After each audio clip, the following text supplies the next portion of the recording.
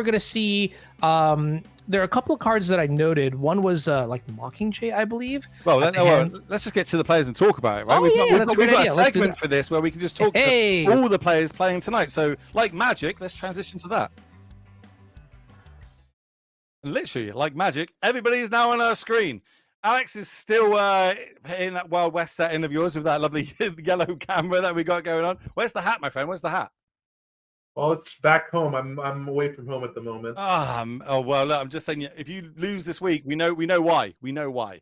But on that one, good welcome to everybody taking part this week. I'm looking forward to it. Obviously, a lot of deck brewing. Let's say the same deck brewing decisions were needed to be had this week. So I'm going to kick off tonight's conversation with Assassin's Creed. This is one that we had to bring some Assassin's Creed cards in your decks tonight. It's a very small card pool of Magic the Gathering cards.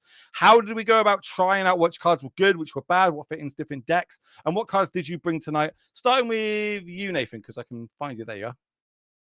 So I kept it short and simple. I'm playing the Tax Collector in one of the energy builds. My theme for the week is I really wanted to play energy decks. I've been enjoying them a bit recently, but you can't really play them as much with Nadu around. So I wanted to lean into energy. And for one of my energy decks, I'm playing with the Tax Collector in a Mardu energy build, just as a way of sort of buying some additional time against more of the unfair decks with the making your opponent's spells cost one more. And obviously being able to detain a creature is pretty valuable on both offense and defense. So we'll see how that one plays out, but looking forward to playing with it. Sick. All right, Alex, talk to me. Assassin's Creed cards. What did we bring this week? Well, I first looked at the set after finding out about the challenge for this week. I hadn't seen a single card from it before. So I noticed there were a lot of assassins. So I tried to make an assassin theme deck. It didn't work.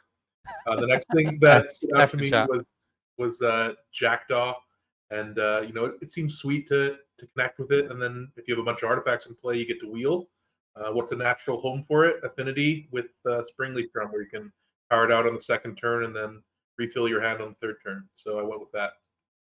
Can't wait to see that. Hopefully in action. Caleb, down to you. So I brought Apple of Eden this week. Similar to Alex, I had not really gone through the whole set before, but I saw this and I was thinking, well, if it's good anywhere, it's going to be good in a big mana deck where you can actually play out several of your opponent's cards potentially. So I'm trying it out there. I love it. I love the spice. And finishing off with you, Andreas. Yeah, so my preparation was basically playing the new format Dual Commander on Magic Online, and I faced an interesting card called Ezio. And I'm not going to butcher the Italian full name of it, but it's basically a legend that you want to play a domain deck. And I was like, which reasonable deck can I slot it into? And Domain Zoo was my answer. So I switched around the mana base, and hopefully you'll see the Danish Assassin strike later today. Ooh, I like it. I love the assassin line in there as well. Cool. Right, next question. Coming from my friend Anu. Yeah, so Will went over the cards from Assassin's Creed. I'm going to ask you about your cards from Bloomborough. This set certainly is much larger, and there are a lot more cards here. So when you were scouring through, the card list there, did you find a lot of options? And then what did you eventually settle on? I know, Nathan, for example, you said you were really into energy. So what did you pick? And then I guess we'll go around in the same order, Alex, Caleb, and then Andreas. Yeah, so I'm playing Mockingbird, which is sort of a X-Blue clone that can copy any of your other creatures in play. And I think the main upside of it in the energy deck is you can make a ton of copies of Guide of Souls and Ocelot Prides, which get out of hand in multiples, out of hand really quickly in multiples. So we'll see how that performs. I'm looking forward to playing with the Mockingbird. And the other little piece of spice you get to play when you have this many good one-drops is some copies of Ranger Captain of Eos, which can start to find that and hasn't really been integrated into new builds. But I suspect that the ability to find 12 premier one-drops in your deck is going to make it much more of a viable option. So looking forward to trying out Mockingbird. All right, Alex, what about you? Well, everybody who knows me knows I'm what the kids nowadays call an MTG boomer. So I played a lot back in the day with Augur Bolus, even won a Grand Prix, if people remember what those are. And so decided, they make new cards nowadays, and they make them better than they used to be sometimes. So Thundertrap Trainer, kind of like Augur Bolus, but you can get two of them if you have enough mana. Where does it fit? And I try to fit in this kind of tempo control, is it Wizards deck? Okay, yeah, and for anybody who wants to see that list, check our website, moxfield.com/MTGO to get all 8 deck lists that have been posted. You can definitely get it there. Caleb, tell me about what you brought that features Bloomborough.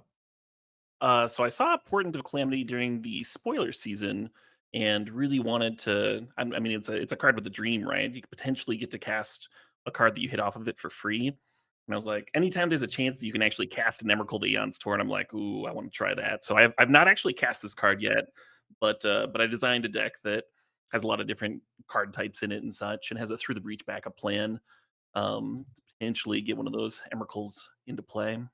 Perfect. Best time to figure it out is live. Yeah, we'll do it live. Yeah. And then lastly but not least, Andreas, how about you? What did you find from Bloomborough that was exciting?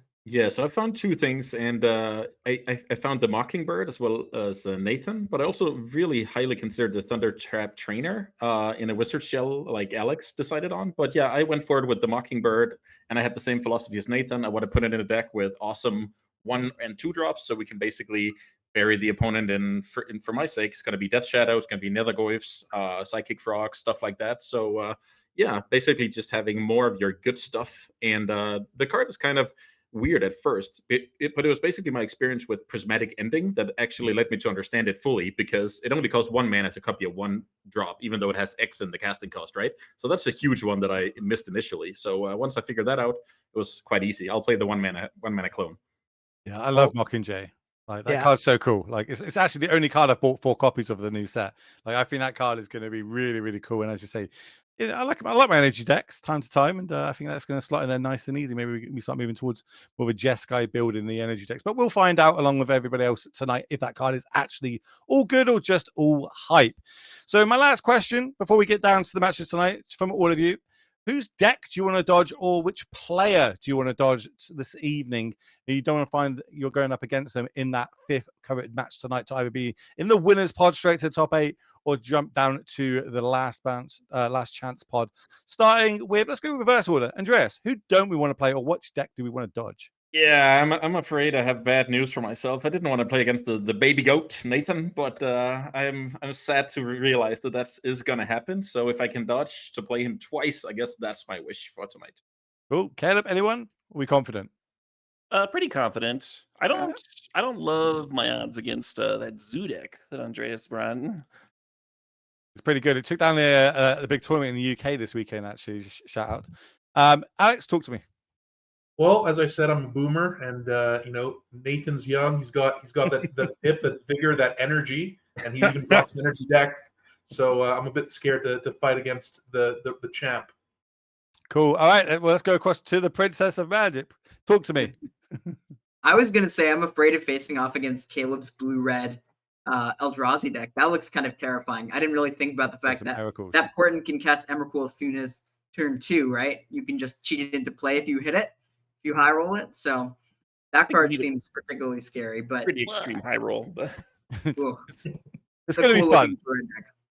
I can't wait. It's going to be absolute fireworks if it does happen. So, well, we need to get the show going. I'm going to get you down into that feature match area. We're going to come back to the booth with me and you, and we'll get back to you all very shortly. Cheers for that one.